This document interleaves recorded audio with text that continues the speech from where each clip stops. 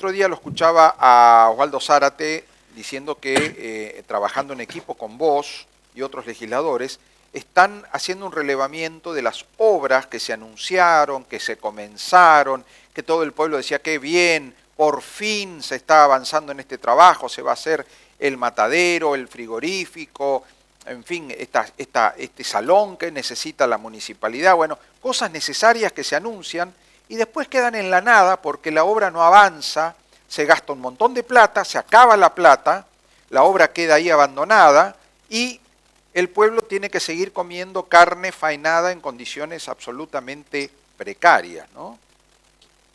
Bueno, así es, Gabriel.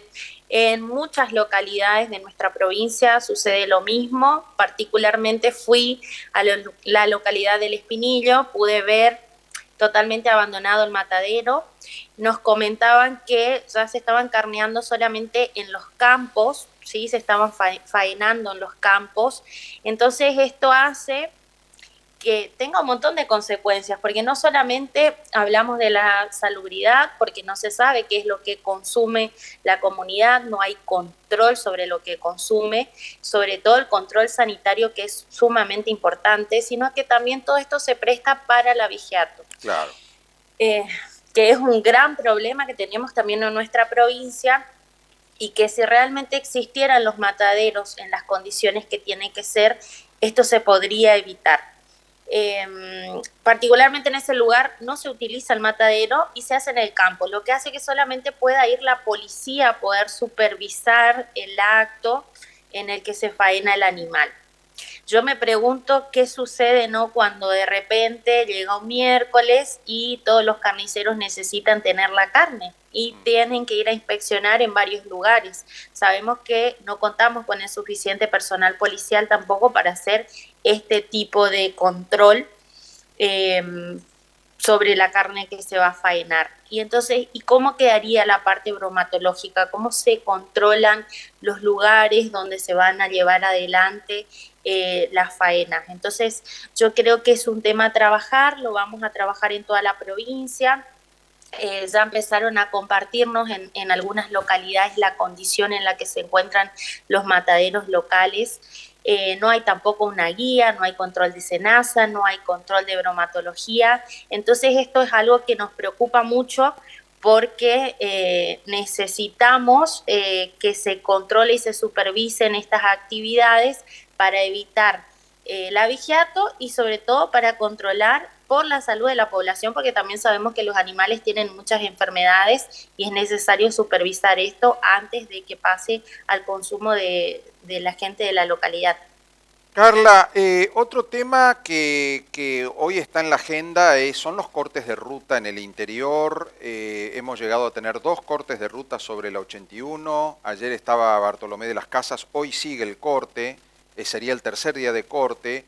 Y cerca de Colonia Muñiz, a la altura de las Lomitas, también hay otro corte. Es decir, a ver, hay como una actitud del gobierno de no prestar la atención a los cortes, dejar que se resuelvan solos, pero eso acarrea un enorme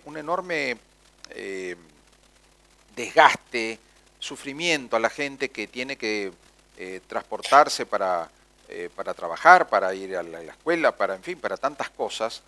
Estaba leyendo el acta que confeccionaron los originarios de Bartolomé de las Casas, donde dice que ni siquiera van a dejar pasar las patrullas de los vehículos de la policía ni de gendarmería, solamente van a dejar pasar gente que está enferma, en fin, una serie de restricciones que hace que 10 personas, 12, 20 personas, bueno, decidan cortar por la mitad la provincia y bueno,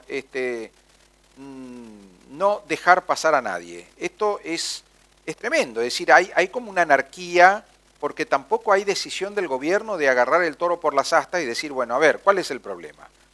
Acá hubo una promesa. De intentar resolver la situación, claro, sí. ¿Qué pasó? Hubo una promesa, porque ¿cuál es el drama? Que siempre son promesas electorales incumplidas, los mismos de siempre, los intendentes, los diputados del oficialismo que hacen promesas, sobre todo a las comunidades originarias, sí, le vamos a construir vivienda, le vamos a traer pensiones, le vamos a hacer esto, le vamos a hacer lo otro. Cuando pasan las elecciones se olvidan las promesas y los originarios empiezan a presionar de esta manera. Así que hay, por un lado, mentiras y promesas incumplidas y por el otro lado, ya un hartazgo, una intolerancia social. ya, claro, social. Entonces, bueno, ustedes en el medio, legisladores de la oposición que no han prometido, que no son los deudores de estas promesas, pero son los que tienen que lidiar con el reclamo popular, ¿no?, de la gente. Sí, sobre todo, a ver, Gabriel, yo creo que el gobierno se tiene que ocupar, pero que también esto habla de las prioridades del gobierno, ¿no? En vez de cuidar a la gente que está sacando adelante el país, en vez de ocuparse de esta situación, porque capaz que justamente estos cortes no afectan de manera directa al gobierno, sino sobre todo a la población, porque terminan habiendo problemas entre ciudadanos comunes, entre gente que va a trabajar, entre gente que está reclamando justamente que se cumplan estas promesas que vos decías. Entonces, nosotros nos vamos a ocupar sobre todo con los pedidos. Estos pedidos los venimos haciendo siempre, hablando de pedidos de informe, hablando de pedir que se ocupen de determinadas situaciones. Y como vos sabés, muchas veces, y siempre pasa que cuando la oposición habla y solicita algo, es como que nadie habló. Entonces, la sociedad tiene un humor por toda la situación que se generó, ¿no? La situación económica, la situación social. Entonces, muchas veces esto se traslada en agresiones entre ciudadanos comunes y realmente es el gobierno el que tiene que mirar y ocuparse de esta situación. Parece que todavía los funcionarios no se enteraron o no sé qué están esperando como para poder ocuparse de esta situación y de solucionar estos problemas, por lo menos acercarse y preguntar, y más allá de que probablemente van a ser promesas de vuelta, porque creo que ahí radica el problema, que nuevamente van a tener que ir a hacer promesas que probablemente no se puedan cumplir, entonces esta situación se va agravando, porque tampoco ya creen en las promesas que le van haciendo. Creo que esta gente, hasta que no vea hechos concretos, es muy difícil que se termine con esta problemática, ¿no? Totalmente. Estaba mirando el documento que confeccionaron los originarios de Bartolomé de las Casas, porque siempre hacen actas y dejan en claro, en eso es notable, ¿no? Pero siempre documentan todo y cuando alguna autoridad solicita le muestran, tienen un comportamiento, digamos, comunitario. Ellos se cierran en comunidad y dicen, bueno, nosotros tomamos esta decisión por esto, por esto y por esto. Y siempre, siempre estas promesas incumplidas están en el centro del reclamo, ¿no? Sí. Yo el otro día escuché, y bueno, vos también, a Fernando Carvajal, que diputado nacional por Juntos por el Cambio, que decía, basta de discursos, basta de viajes, gobernador Infran, hágase cargo. Es su provincia, usted es el garante de la paz social y nosotros no tenemos paz social si tenemos las rutas cortadas y la gente cocinándose al sol esperando que lo dejen pasar, con productos, con todo paralizado, días y días perdidos y todo porque el gobierno mira para el costado y ni se acuerda. A ver, yo no recuerdo que Infran haya hablado alguna vez de un corte de ruta. A ver, él no se hace cargo de los cortes de ruta, como tampoco se hace cargo de la gente que se tiene que ir de la provincia de Formosa porque no hay trabajo. Es decir, Infran habla de sus obras y de lo demás no habla, no dice absolutamente nada. Por supuesto, aparte sabemos que el primer paso como para poder mejorar la situación es reconocer los errores. Y yo creo que tenemos un gobierno que todo el tiempo cae en la alevosía y que no se hace cargo de los errores que comete. Entonces es muy difícil poder corregir algo si nunca se va a reconocer cuando hay un problema. Hablamos del sistema de salud, hablamos de educación, hablamos de todo, y es como que todo está bien, todo está de maravillas en la provincia y no se puede solucionar nada porque no se reconocen los errores, Gabriel, no se reconoce qué es lo que está mal y qué es lo que hay que mejorar. Entonces, si todo el tiempo vamos a estar destacando que está todo bien, que esto está bien, que el sistema de salud está bien, el sistema de salud es maravilloso, pero terminamos yendo, inclusive todos los funcionarios de ellos, especialmente los funcionarios del oficialismo, yendo a Buenos Aires cuando necesitan algún tipo de atención. Entonces, no se reconocen los errores, por lo tanto, no se puede mejorar. Y también quería tocarte un tema, aprovechando esta situación, sobre educación, que el otro día quedó pendiente de hablar sobre el proyecto que se presentó para el ministro Basterra, que era instar al Poder Ejecutivo de la provincia que pueda instruir al Ministerio de Educación sobre el estatuto docente. Quería hablar de una situación particular, que es la intervención de algunas escuelas. La intervención se dio en una escuela de Villa 213, donde se designó un coordinador normalizador que quedó en manos del delegado zonal proponer la figura que iba a reemplazar al coordinador que estaba anteriormente por situaciones problemáticas de la escuela, y plantean que la intervención de la escuela se da por la baja matrícula que hay en ese lugar. Entonces se nombró un director no se llama la figura, sino un coordinador normalizador, que es una figura inventada, no existe en el escalafón docente esa figura.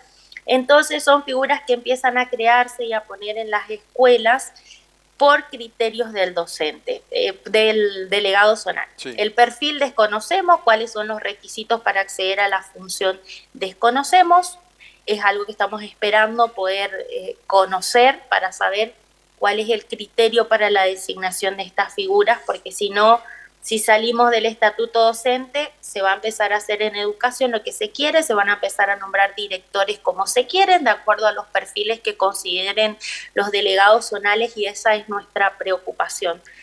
Una preocupación inmensa, porque estamos hablando del sistema educativo, estamos hablando de la educación de los ciudadanos de la provincia de Formosa. Entonces es necesario pedir y que la sociedad empiece a reclamar también que este tipo de cosas no sucedan en el ámbito educativo, porque si no, no solamente vamos a hablar de la baja calidad educativa, sino que pasaríamos por encima de la norma, que es el estatuto docente, y se empezarían a hacer las cosas que el delegado zonal decide en la localidad. Carla, a ver, dos cosas. El perfil es el perfil del delegado normalizador, que como vos decís es una figura inventada.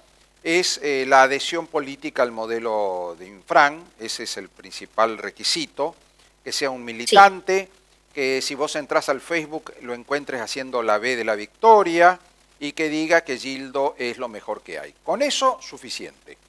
Y otra cosa Exacto. que quiero mencionar, en base a lo que vos me estabas diciendo, que por falta de matrícula hubo este conflicto. A ver, ¿cómo se están despoblando las escuelas rurales de la provincia, ¿no? Es decir, hay una caída sostenida de chicos que ingresan a las escuelas rurales, pero peor aún, hay una caída sostenida en la cantidad de alumnos en general en las escuelas de la provincia de Formosa. Mira, yo tengo estadísticas que bajé de la página del Ministerio de Educación de la Nación, que nos dice que en el año 2011 entraban al primer grado, es decir, que empezaban la primaria, 15.000 chicos ese año, 15.000 chicos formoseños. El año pasado ingresaron 12.000 y pico. Es decir, y no es que el año pasado fue un año excepcional.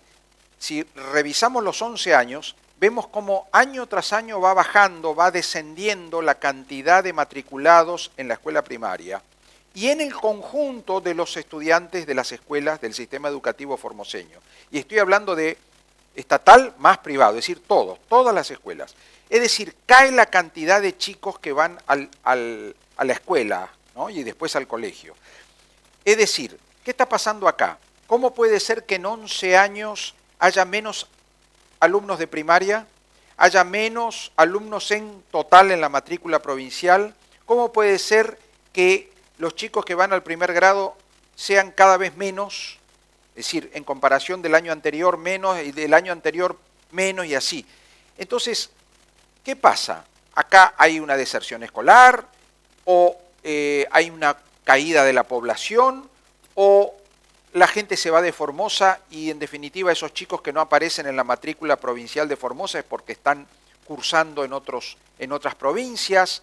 Hay algo que no cierra en estos números, pero que su primera manifestación es esto que vos decías, por cierre de aulas, por caída de la matrícula.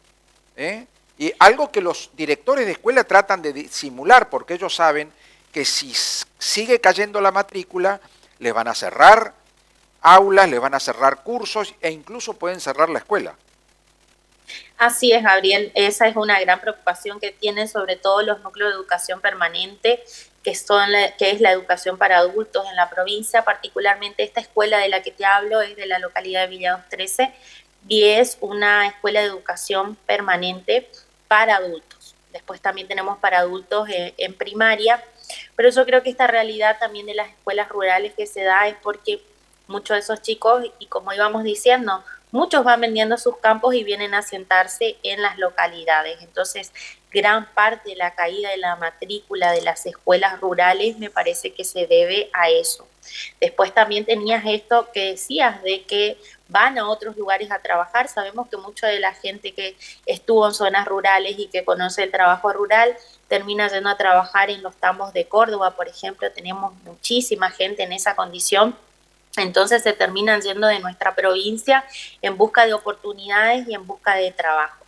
Entonces creo que son varios los factores que hacen que descienda la matrícula en las escuelas, más allá de las medidas que se tomen para tratar de contener a la gente en las escuelas, más allá de que puedan llevarse todas las materias. Sí. Esta realidad se da y también, ¿por qué no hablar del valor que muchas veces se da a la educación? Yo creo que esto también cambió a nivel cultural. Y que más allá de que tenemos escuelas públicas, no tenemos calidad educativa, como bien lo decíamos. Los chicos van a pasar con todas las materias previas. Si los chicos tienen que venir desde otros lugares para poder asentarse en las localidades, las escuelas rurales tenían muy buena atención y también manejaban mucha calidad educativa porque no eran muchos los alumnos, por lo tanto los docentes podían ocuparse mucho más de la población y terminan asentándose en el pueblo, y eso hace que el campo, las zonas rurales vayan quedando solitarias y que la compra de las tierras, vos ya sabés que se va dando de parte de muchos funcionarios y demás, y hace que esas zonas queden sin población. Totalmente.